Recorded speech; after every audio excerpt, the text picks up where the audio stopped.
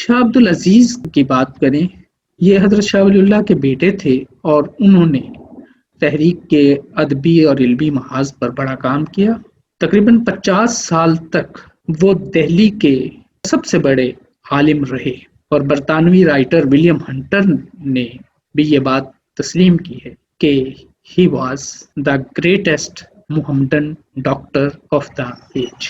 آپ کی جو اتھارٹی تھی وہ صرف ساؤتھ ایشیا میں ہی نہیں تھی، بلکہ آپ کو ایک خط ترکی کے ایک عالم نے لکھا اس میں کہ آپ کا اسلامی علاقوں میں، اسلامی بلاد میں، بلاد اسلامیہ میں اس قدر اثر ہے کہ جب کبھی کوئی فتویٰ جاری کیا جاتا ہے تو ہر شخص آپ کی مہر اس پر تلاش کرتا ہے، اور اگر فتویٰ میں آپ کی مہر شامل نہیں ہوتی تو فتویٰ کو کوئی خاص اہمیت نہیں دی جاتی۔ اگر آپ یہاں ترکی تشریف لے آئیں تو سلطان ترکی کا آپ پر فخر کرے گا اور آپ کی عزت کرے گا۔ شاہ ولی اللہ کے دوسرے بیٹے شاہ رفیع الدین نے بھی تحریک کے لیے ایک عالم مبلغ کی حیثیت سے کام کیا، اور آپ 1749 عیسوی میں پیدا ہوئے، اور آپ نے بھی ایک بہت بڑے شیخ، امام، علامہ، محدث، متکلم کی اور اصول کے ماہر کی حیثیت سے آپ نے بھی نام کمایا۔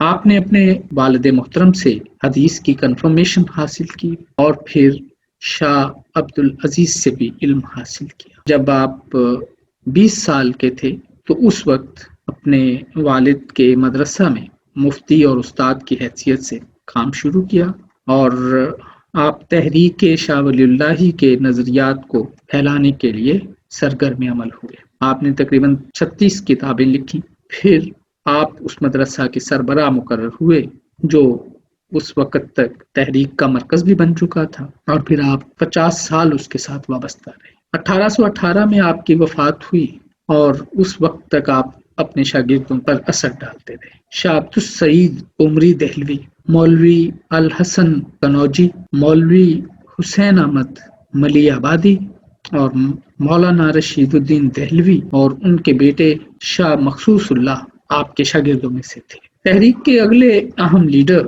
شاہ عبد القادر تھے، اور شاہ ولی اللہ کے یہ تیسرے بیٹے تھے۔ 1753 میں پیدا ہوئے۔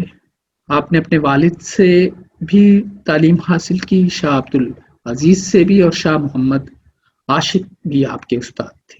پھر آپ نے اکبر آباد میں جو دہلی کی ایک مسجد تھی، اکبر آبادی مسجد، وہاں آپ نے پڑھانا شروع کیا۔ یہ آپ نے قلعہ معلیٰ مغلوں کے قلعہ کو کہتے ہیں، اس میں آپ کو بڑی عزت کی نگاہ سے دیکھا جاتا تھا۔ آپ نے سادہ اردو میں قرآن کا پہلا ترجمہ کرنے کا اعزاز حاصل کیا، اور وہ اتنی خوبصورتی سے کیا گیا کہ وہ جو اردو محاورہ پر عبور رکھتے تھے وہ اس ترجمہ کی تعریف کیے بغیر نہیں رہ سکے۔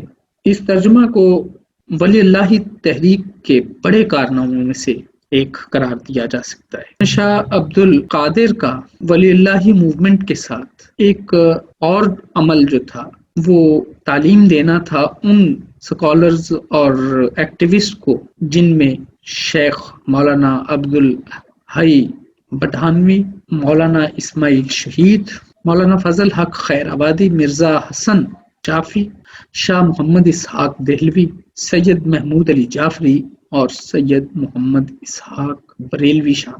آپ 19 رجب 1230 ہجری میں اس دنیا سے رخصت ہوئے۔ 1815 عیسوی آپ کی وفات کا سن بنتا ہے۔